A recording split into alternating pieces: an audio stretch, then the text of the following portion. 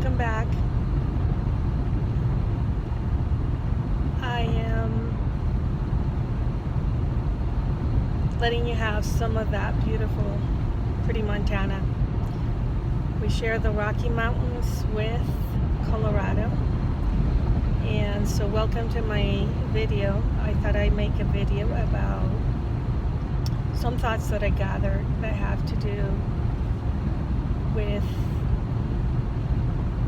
personality traits and personality things that can be picked up from the information that I have on the Cris Watts case. And this video is going to be a little bit about speaking about NK. I'll just use the initials NK.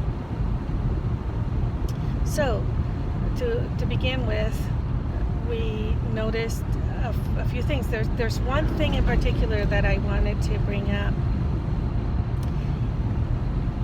among other topics. So just to the point, we know that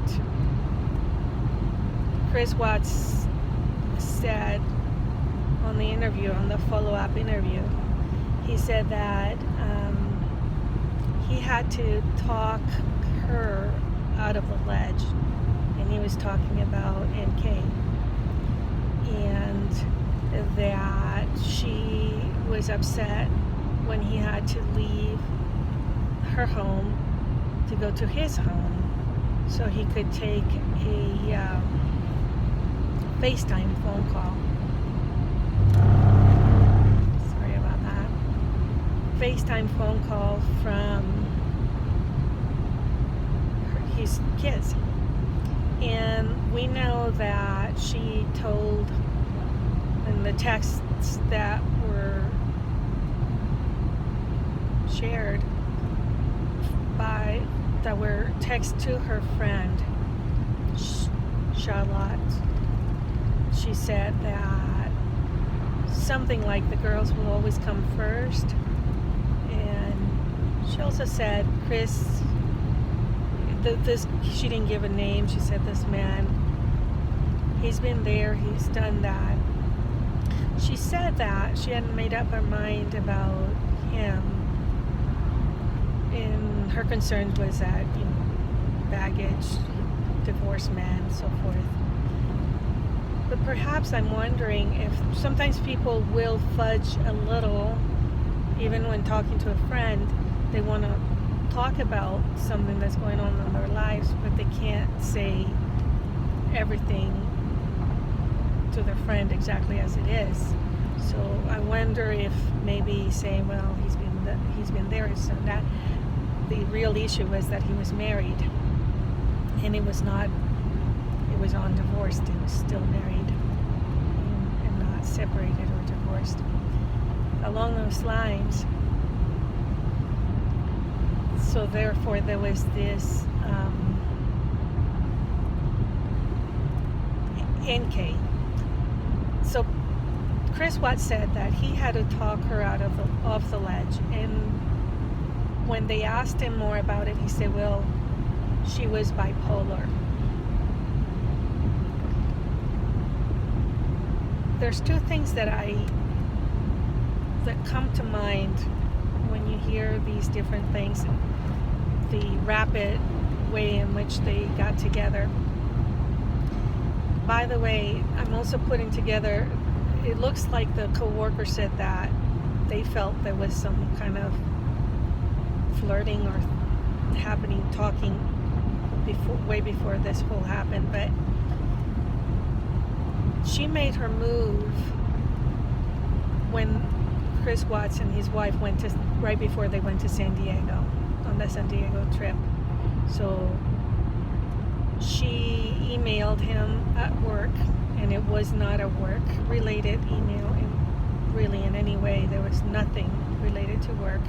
It was a personal email, and she was making a move on him. It was very clear.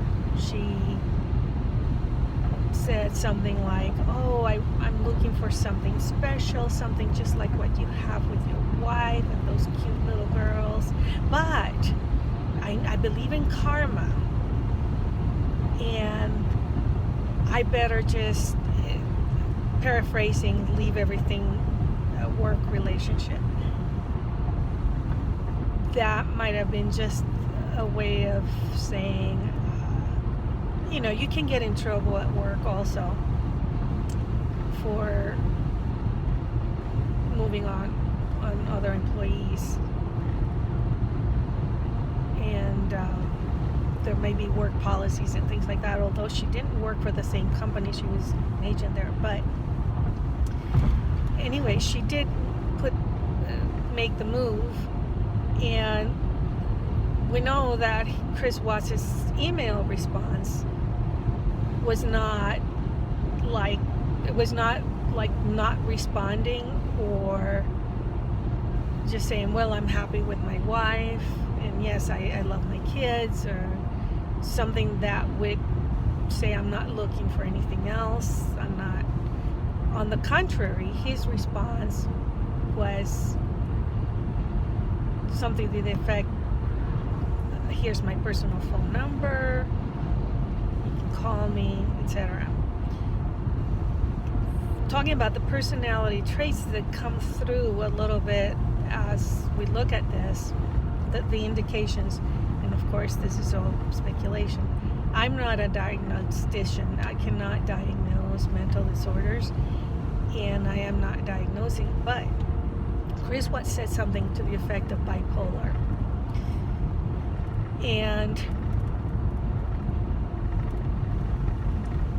NK made her move, sent this email to Cris Watts. He responded accordingly, not appropriately, perhaps by some standards in terms of a married man with family.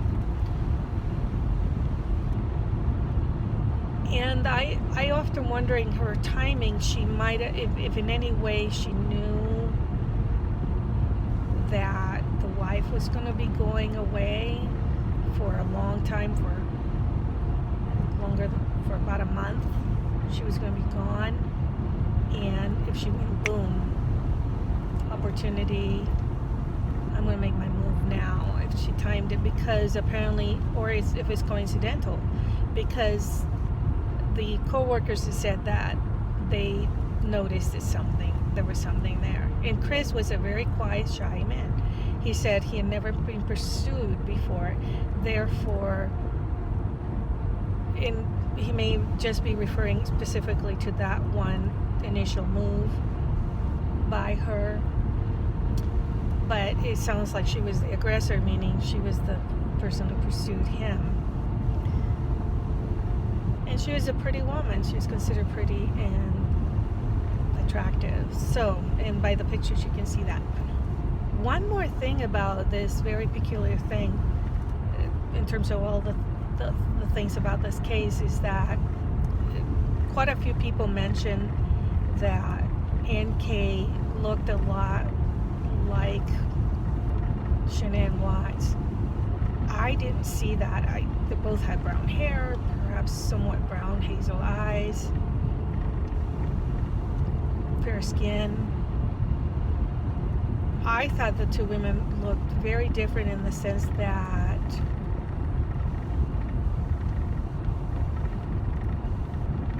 Shanann was slightly more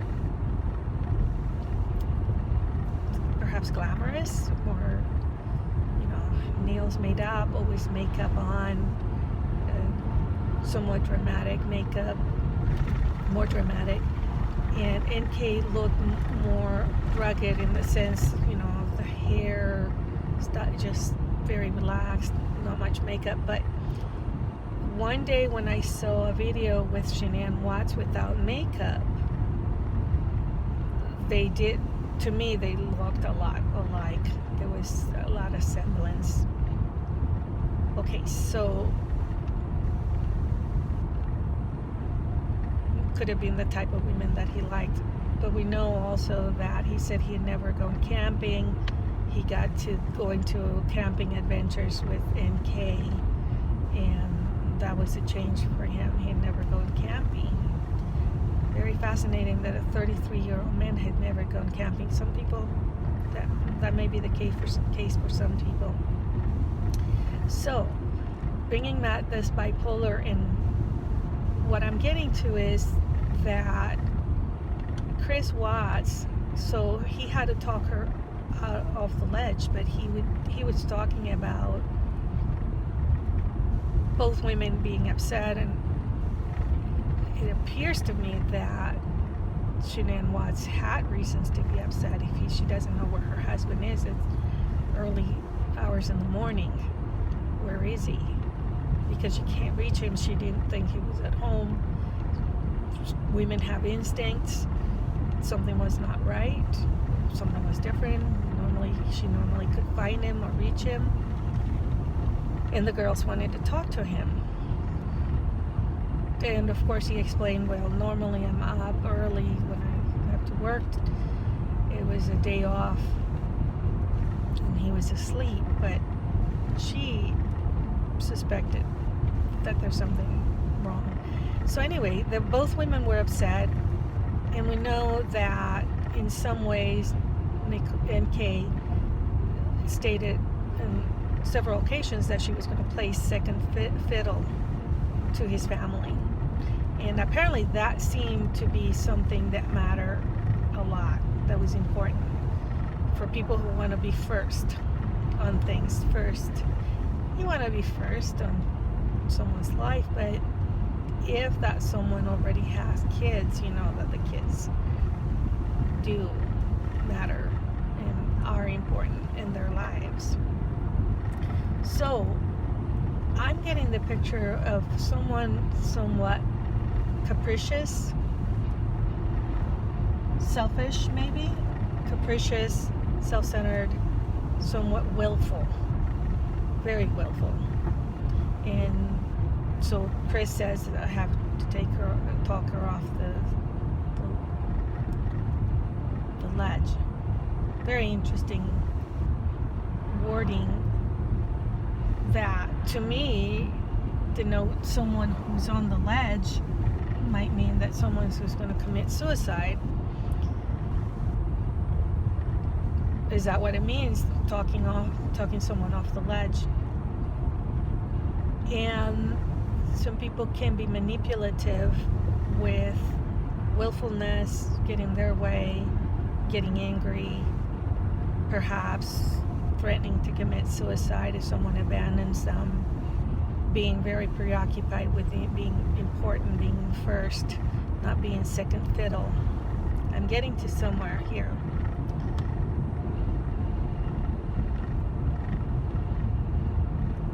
So there's all these perhaps willful, capricious person who gets what they want. And I also indicated in another video that I thought was very interesting how her dad came with her to talk to the police. This is an adult woman, in her 30s, early 30s. She might have been 30 years old. This is not a teenager.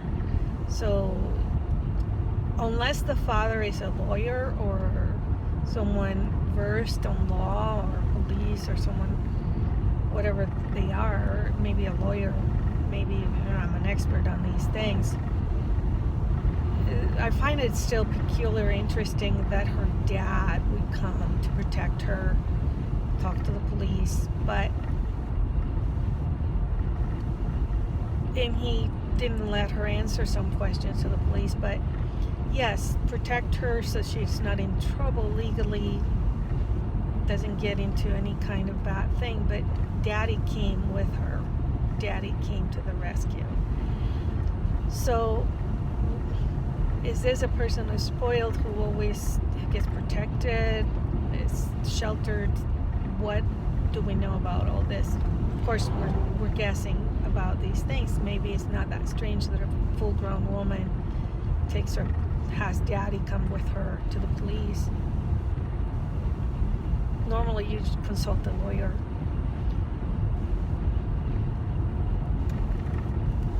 Why was daddy there? But so anyway, putting all these things together, it paints a little bit of a picture of a woman that has to have what she wants, perhaps willful, and manipulative to the end of getting mad, angry, upset because when she's not getting what she wants. Perhaps the manipulation, the threatening in some ways. We also know that Cris also mentioned something about that she was double dating him, like double booking. And this is another peculiar thing, that he said she would already have a date with someone else, and then when that person wouldn't show up, in other words, they would stand her up, they wouldn't be there,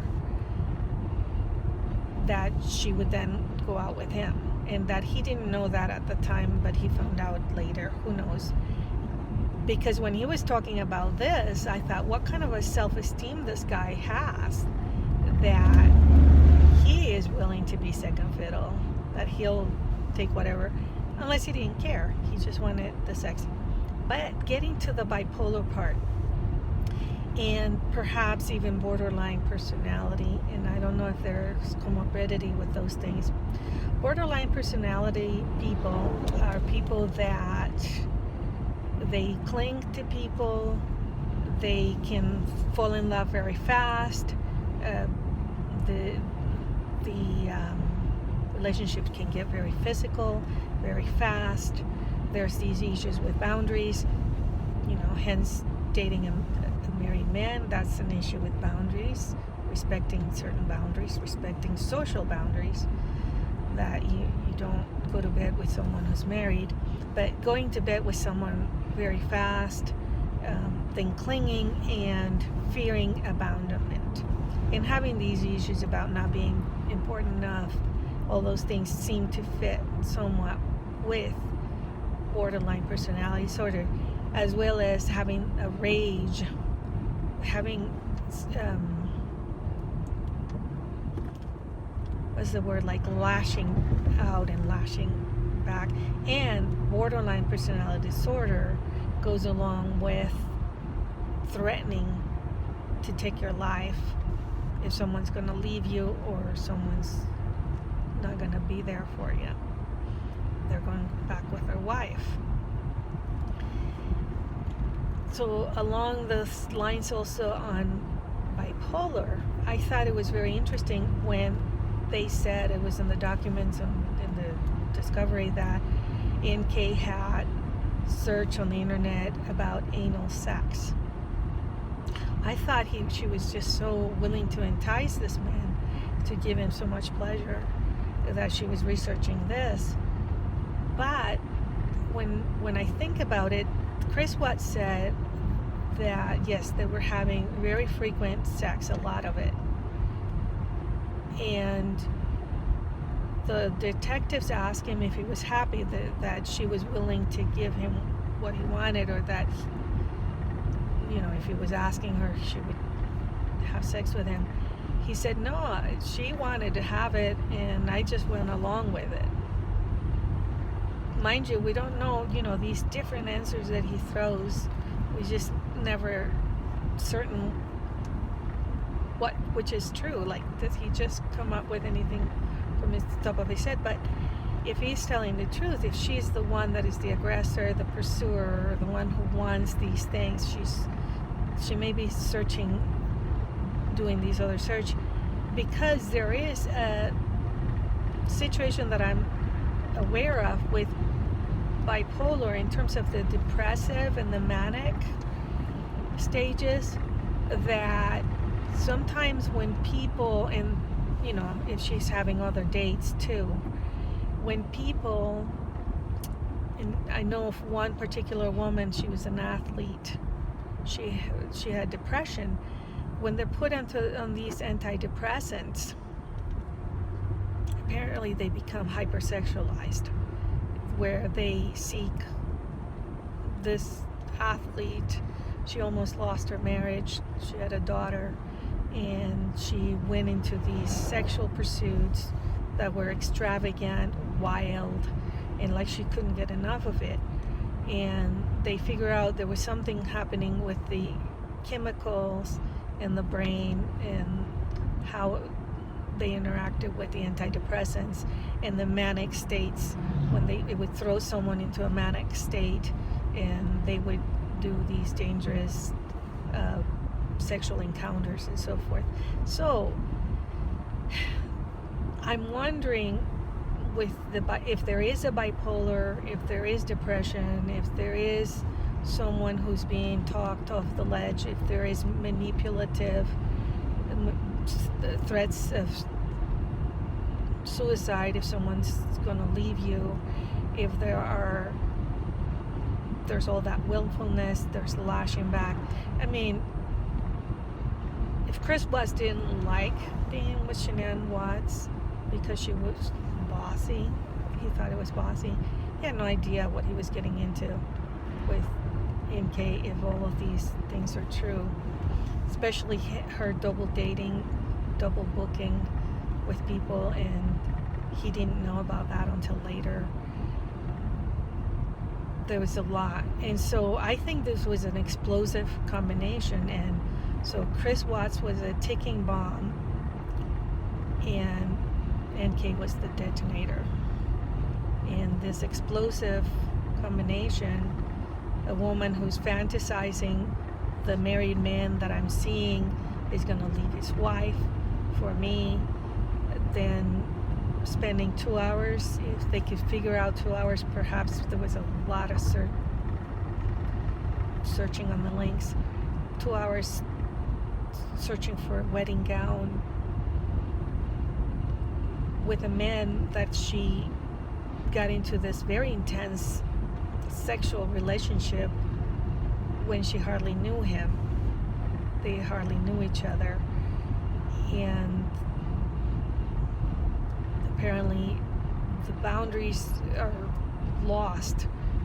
I don't know you well enough, and yet they got so physical and so intense. He said that he spent the whole month of July at NK's house. He hardly went home. So that's very fast. That's very fast. And I know these things happen, but there are some indications of things are not totally quite right here or here in terms of the personality. Is there a borderline personality issue that's happening here? Is there a bipolar situation that can be part of the, just together with the, so, I always come up with family. I always like to know the family background. We kind of have a little tiny peek at a protective daddy, but where's mommy? And we will never know about NK's mother and her relationship with her. So I've arrived to my destination. I hope that you have enjoyed the panorama, the view, and till next time.